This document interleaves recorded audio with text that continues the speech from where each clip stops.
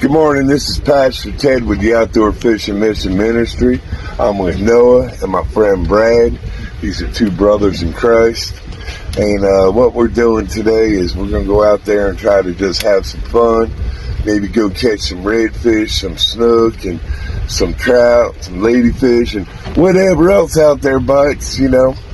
Anyway, we're going to be using all kinds of different lures and rigs, and if we do something different, I'll let you guys know later on in this feature. But let's just do a little prayer here. And Heavenly Father, we just want to thank you for this beautiful day.